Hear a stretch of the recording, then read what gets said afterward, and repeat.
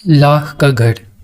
भीमसेन का शरीर बल और अर्जुन की युद्ध कुशलता देखकर दुर्योधन की जलन दिन पर दिन बढ़ती ही गई।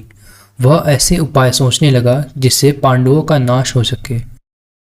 इस कुमंत्रणा में उसका मामा शकुनी और कर्ण सलाहकार बने हुए थे। बूढ़े धृतराष्ट्र बुद्धिमान थे। अपने भतीजों से उनको स्नेह भी काफी था, परंतु अपने पुत्रों से उनका मोह भी अधिक था। दृढ़ निश्चय की उनमें कमी थी, पर वह किसी भी बात पर स्थिर नहीं रह सकते थे। अपने बेटे पर अंकुश रखने की शक्ति उनमें नहीं थी। इस कारण यह जानते हुए भी कि दुर्योधन कुराह पर चल रहा है, उन्होंने उसका ही साथ दिया। इधर पांडवों की लोकप्रियता दिनों दिन बढ़ती ही जा रही थी।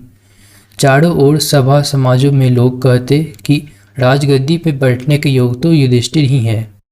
वे कहते थे धृतराष्ट्र तो जन्म से ही अंधे थे, इस कारण उनके छोटे भाई पांडु ही सिंहासन पर बैठे थे।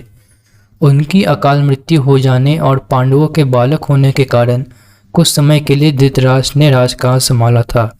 अब युधिष्ठिर बड़े हो गए हैं, तो फिर आगे धृतराष्ट्र को राज्य अपने ही अधीन रखने का क्या अधिकार है। पितामह भीष्म का तो यह कर्तव्य है कि वह धृतराष्ट्र से राज्य का भार युधिष्ठिर को दिला दे।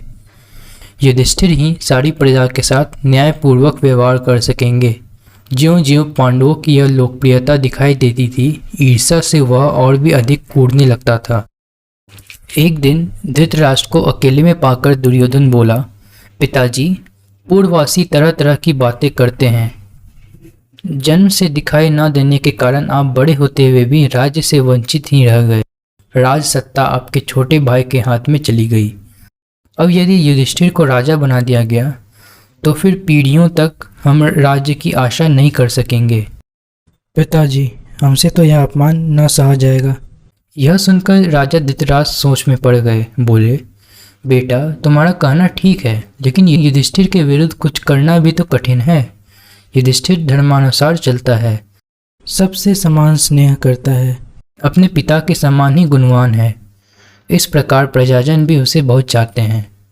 यह सुनकर दुर्योधन बोला, पिताजी, आपको और कुछ नहीं करना है, सिर्फ पांडवों को किसी न किसी बहाने वर्णावत के मेले में भेज दीजिए। मैं आपको विश्वास दिलाता हूँ, इतनी सी बात से हमारा कुछ भी बिगाड़ नहीं होगा। इस बीच अपने पिता पर और अधिक दबाव डालने के इरादे से दुर्योधन ने कुछ कूटनीतिज्ञों को अपने पक्ष में मिला दिया। वे बारी बारी से धृतराष्ट्र के पास जाकर पांडवों के विरुद्ध उन्हें उकसाने लगे। इनमें कर्णिक नाम का एक ब्राह्मण मुख्य था, जो शकुनी का मंत्री था। उसने धृतराष्ट्र को राजनीतिक चालों का भेद बताते हुए अनेक उदाहरणों एवं प्रमाणों से अपनी दलीलों की पुष्टि की। अंत में बोला, राजन, जो ऐश्वर्यवान है वही संसार में श्रेष्ठ माना जाता है। यह बात ठीक है कि पांडव आपके भतीजे हैं, परंतु वे बड़े शक्ति संपन्न भी है। इस कारण अभी से चौकन्ने हो जाइए। आप पांडु पुत्रों से अपनी रक्षा कर लीजिए, वरना पीछे पछताइएगा। कर्णी की बातों पर धृतराष्ट्र विचार कर रहे थे कि दुर्योधन ने आकर कहा, पिताजी, आप अगर किसी तरह पांडवों को समझाकर वर्णावत भेज दें तो नगर और राज्य पर हमारा शासन पक्का हो जाएगा। फिर पांडव बड़ी खुशी से लौट सकते हैं और हमें उनसे कोई खतरा नहीं रहेगा।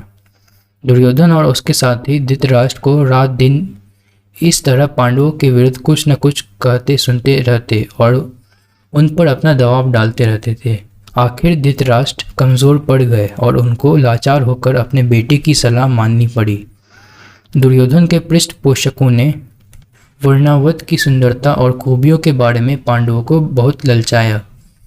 कहा कि वर्णावत में एक भारी मेला होने वाला है, जिसकी शोभा देखते ही बनेगी। उनकी बात सुनकर खुद पांडवों को भी वर्णावत जानने की उत्सुकता हुई। यहाँ तक कि उन्होंने स्वयं आकर धृतराष्ट्र से वहाँ जाने की अनुमति मांगी। धृतराष्ट्र की अनुमति पाकर पांडव बड़े खुश हुए और भीष्म आदि से विदा लेकर माता कुंती के साथ वर्णावत के लिए रवाना हो गए। पांडवों के चले जाने की खबर पाकर दुर्योधन की खुशी की तो सीमा न रही। वह अपने दोनों साथियों कर्ण एवं शकुनी के साथ बैठकर पांडवों तथा कुंती का काम तमाम करने के उपाय सोचने लगा। उसने अपने मंत्री पुरोचन को बुलाकर गुप्त रूप से सलाह ली और एक योजना बनाई। पुरोचन ने यह सारा काम पूर्ण सफलता के साथ पूरा करने का वचन दिया और तुरंत वर्णावत के लिए रवाना हो गया। एक शीघ्रगामी रथ पर बैठकर पुरोचन पांडवों से बहुत पहले वर्णावत जा पहुंचा।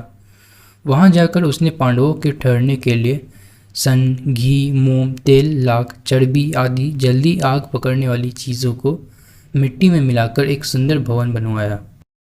इस बीच अगर पांडव वहां जल्दी पहुंच गए तो कुछ समय उनके ठहरने के लिए एक और जगह का प्रबंध पुरोचन ने कर रखा था।